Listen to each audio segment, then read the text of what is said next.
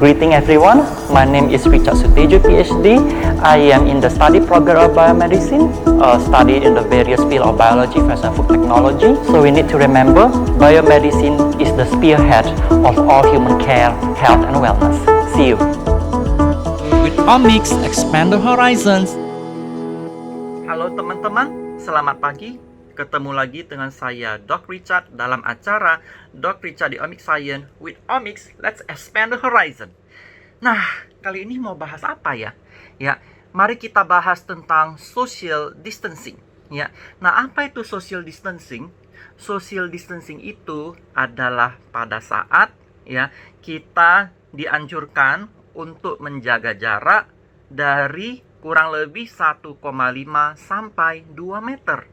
Nah, atas dasar social distancing ini seperti apa sih? Kok repot-repot amat? Jadinya kita susah bergaul dan sebagainya.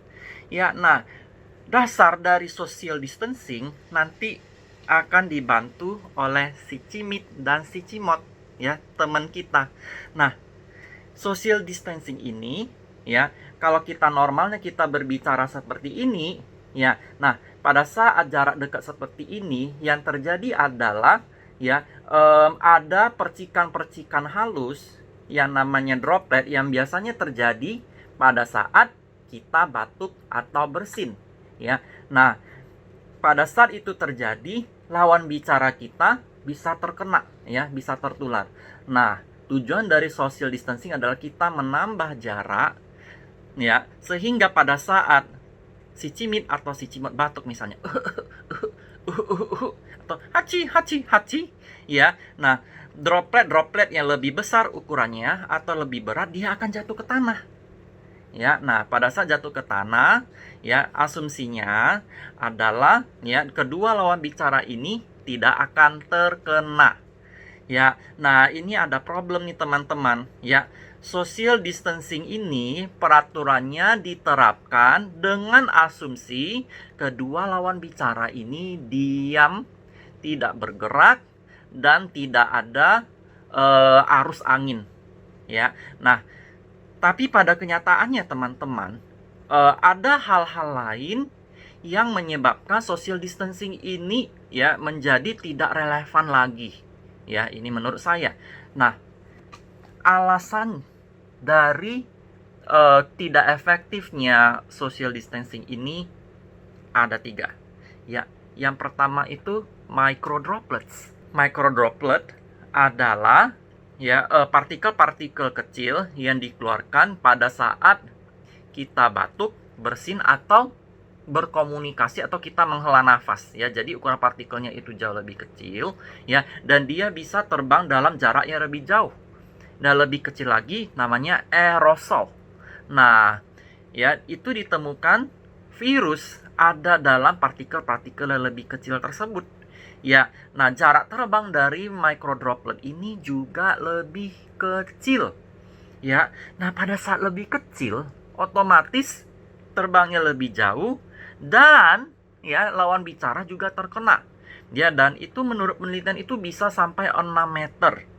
Tapi bingung juga kalau mau ngomong 6 meter jauhnya itu gimana caranya. Oke, nanti kita bahas. Nah, yang kedua itu namanya sleep streaming effect. Apa itu sleep streaming effect? Sleep streaming effect adalah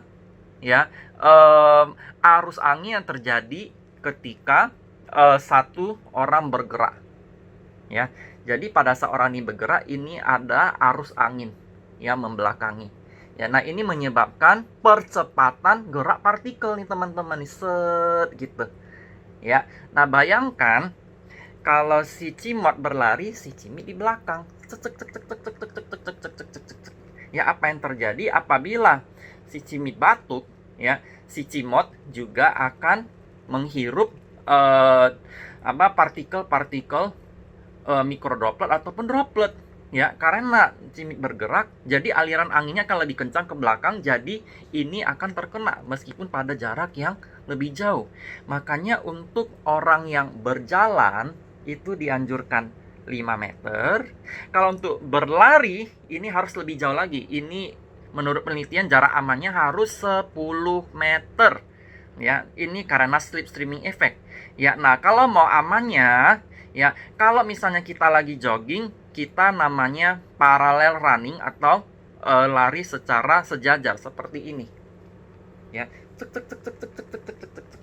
Ya, jadi ya kalau kita tidak membelakangin, kita tidak terkena yang namanya slipstreaming effect. Ya, atau misalnya ngobrol, ya ini seperti ini. Jangan seperti ini. Atau ya seperti ini. Ya, ini terkena slipstreaming effect. Kalau bisa kita begini, ya melawan arah tegak lurus dengan arah gerak kita. Ya. Nah, yang ketiga ini juga bermasalah karena biasanya untuk orang-orang yang hidup di kota besar lebih banyak berada di dalam ruangan. Ya, jadi ada fenomena yang namanya indoor circulation. Nah, apa itu indoor circulation? Indoor circulation itu adalah partikel-partikel yang tersirkulasi pada saat ruangan itu tertutup dan tidak memiliki ventilasi yang baik dan hanya digerakkan oleh kipas angin atau dengan pendingin ruangan. Nah, apa yang terjadi? Ya, jadi pada saat si penderita itu mengeluarkan droplet, penderita itu mengeluarkan mikrodroplet, ya, dia itu kadang-kadang tidak jatuh ke tanah. Ya, nah ini kita highlightnya sebenarnya lebih ke mikrodropletnya. Nah, mikrodropletnya itu malah akan bersirkulasi. Ya, nah jadi pada saat sirkulasi apa yang terjadi? Ya, orang-orang yang berdiri atau diam di posisi yang lebih jauh pun akan terkena. Ya, nah ini masalahnya. Ya, jadi kita disarankan ya jangan berada di ruangan tertutup pada waktu yang lama ya, dan untuk ruangan-ruangan tertutup ya usahakan memiliki ventilasi yang lebih baik. Jadi udaranya bisa bertukar. Ya, nah kita bingung ya, wah social distancing ini kalau 1,5 nggak efektif. Masa sih kita harus ngobrol dalam jarak 10 meter, emang suara kita kedengeran? Nah, itu kan tidak mungkin juga. Ya, nah makanya satu-satunya cara agar social distancing ini lebih efektif adalah kita menggunakan masker. Ya, alasan dari penggunaan masker ini apa? Ya, alasan dari penggunaan masker ini adalah pada saat kita memakai ya droplet-droplet yang tadinya bisa tersirkulasi dengan bebas, ya itu bisa diperangkap dalam masker.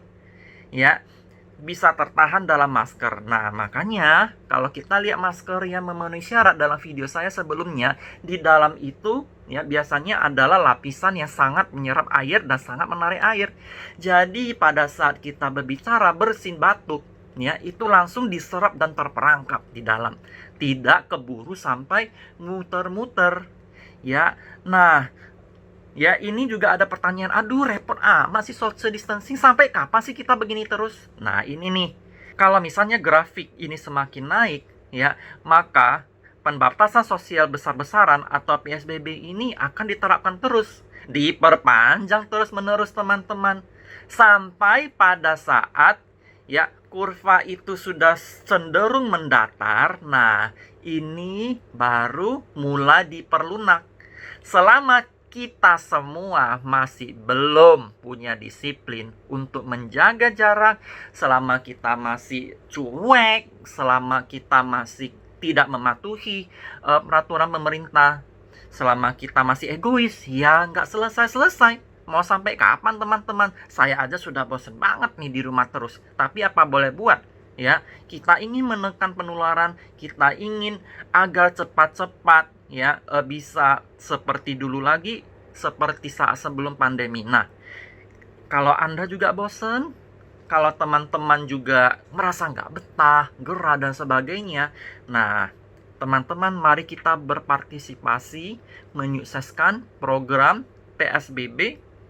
Mari teman-teman laksanakan seluruh kegiatan yang bisa membantu menurunkan penyebaran dengan cepat sehingga kita bisa ya seperti dulu lagi, ya jalan-jalan di kafe, kita bisa ngobrol-ngobrol dengan enak tanpa ada rasa takut, ya kita bisa beraktivitas lagi dan ekonomi juga bisa kembali lagi seperti biasa. Ya, oke teman-teman, demikian ya pembahasan saya yang sedikit mengenai social distancing. Jadi jangan lupa teman-teman jaga jarak, pakai masker, ya, dan mari kita sama-sama berpartisipasi dalam mengurangi penularan penyakit COVID-19. Oke, jangan lupa like, share, dan subscribe video saya.